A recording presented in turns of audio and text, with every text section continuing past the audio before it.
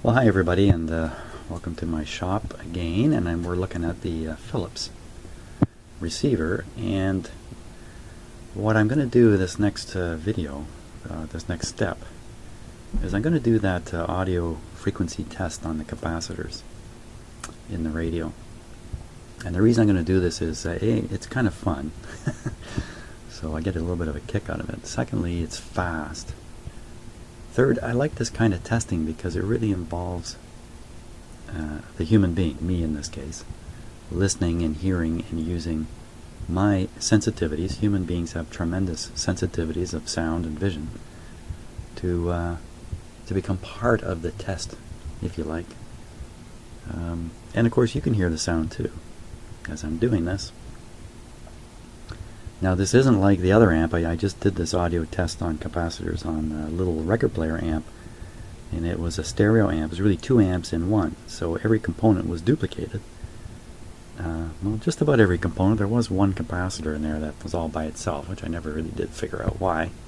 But in any case, this receiver is a mono receiver. There's one speaker, that's all. And so there's no duplication of parts in here. There's no left and right channel. So I have a little bit of trouble comparing from capacitor to capacitor, but what I'm looking for is a dramatic effect, a zero signal, or should there be a short in one of these capacitors, a full signal, those things to stand out. That's really what I'm after. So let's go at it. This will be the 3rd time I've tried this technique.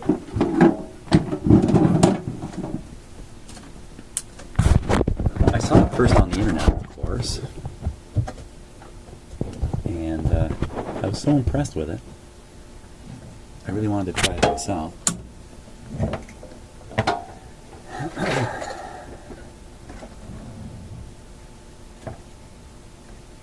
So I'm just hooking up my audio signal generator here and letting it warm up. Once it warms up, we should hear there it is, the tone. I'm going to give this guy a little more volume. I think it was just a little low. I'm sure you can hear that. Now this radio has not been plugged in for a long time, so I'm sure there's no charge in it. So let's start with a big capacitor. Let's hear what a big capacitor sounds like. Exactly the same as a short. Okay, so here's a physically big capacitor back here. Sounds just like a short. Now, if that were shorted, we wouldn't be able to tell. Okay, so we'll start at the bottom now. We'll work our way up. Try to identify every capacitor as we go along. Here's one here.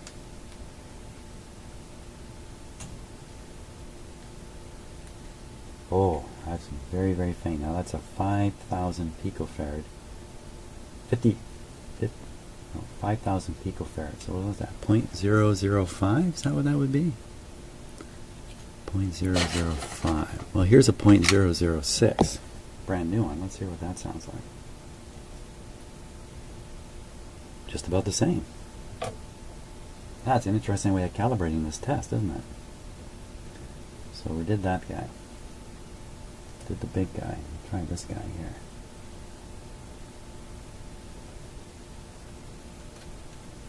About the same. Try this guy here. About the same. This looks like a capacitor here.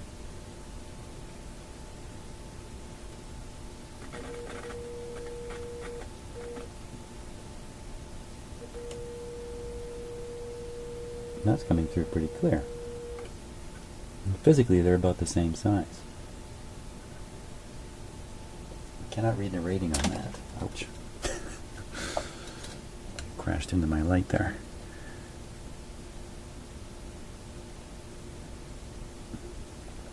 That's interesting. Here, it looks like there's another one back here. Oh, it's another one of these floating situations that they have in this radio, which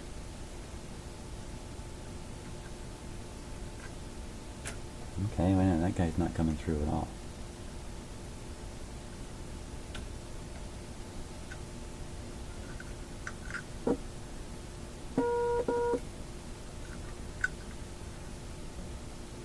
nothing. Nothing at all there. That's kind of interesting. Now there's another guy just down here. Okay, that guy's coming through. Again, it's so faint. I doubt you can hear that. Let's test this guy again. Maybe I did something wrong. So that capacitor just appears to allow nothing through. He looks like he's the same size as this one. I can see 50 picofarads. Wow, that's pretty small. That's my smallest capacitor I've got here.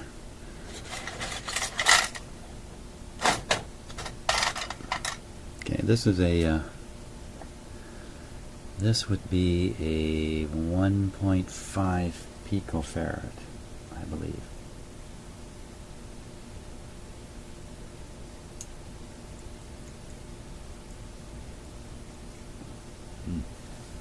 Jump the frequency way up here.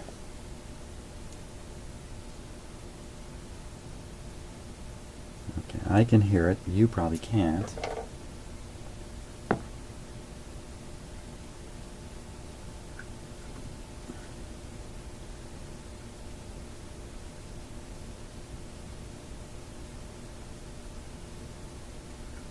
Getting the right spot in there? It's definitely the right spot. Okay, so let's consider this. This is a 50 picofarad, so that'd be a 0.05. No, a 50 picofarad would be a 0.0, like 0.0005. It's a very, very small capacitor. So maybe my test is not so valid. Anyway, that one remains a curiosity. Now let's go up a little bit here. Okay, there's one in the back there.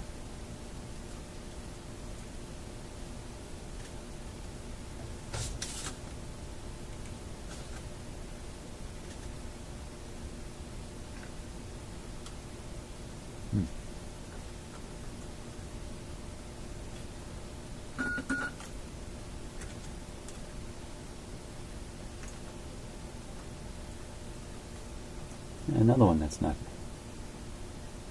and you know, it looks pretty much identical to this guy. Darn it, my camera stopped again and I didn't see. So okay, so just to go over what I've found out now, because I don't know what you missed. All the capacitors pass signal, and it seems to be in relation to the capacitor size, the amount of signal that gets through. Comparable sized capacitors sound the same. But I've got three here that don't want to pass much signal, if any. I got one down here.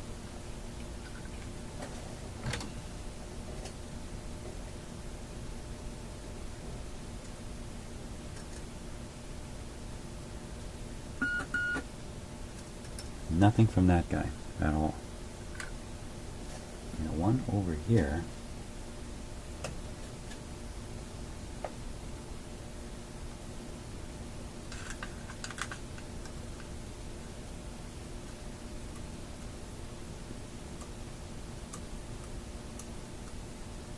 Nothing I can hear at all.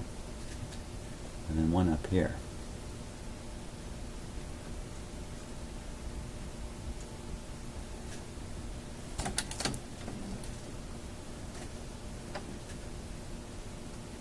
Okay, so that one I can hear.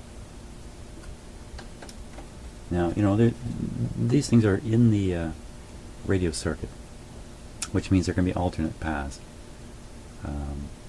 Easily for the signal to work its way through the radio and mislead me to some degree. But the interesting thing about those three capacitors is they all look very similar in design, manufacture, size, everything. One of them I can read 500 volts. I cannot read the value on them. This one I can read the value on it. 50 picofarad. And this guy, if anything, he's even smaller. So those would be the suspicious capacitors. Here's a what I think is a 50 picofarad lower voltage capacitor, and I can hear the tone through that, but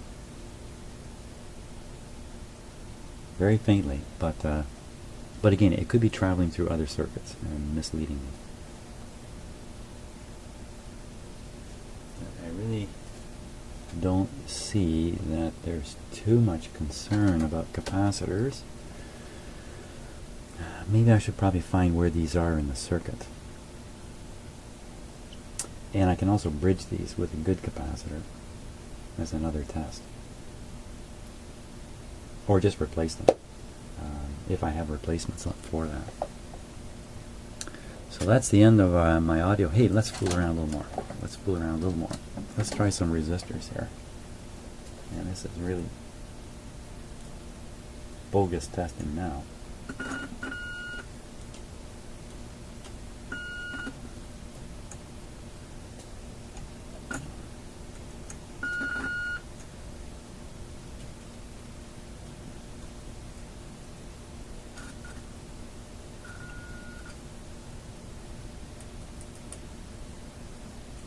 There's nothing there. Was this a gigantic resistor there?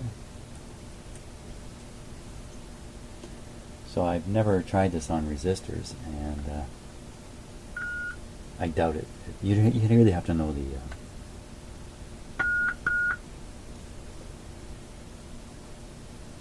what is that? That looks like a capacitor.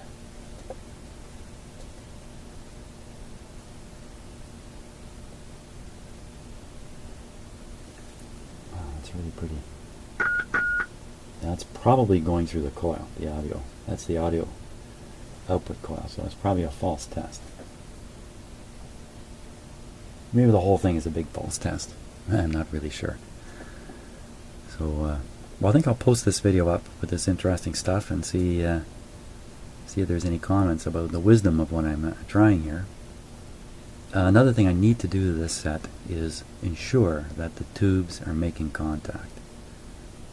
I pulled one out and tried to clean it up a bit. I wasn't too happy about how all that went. The other two, I have not even extracted them from the radio.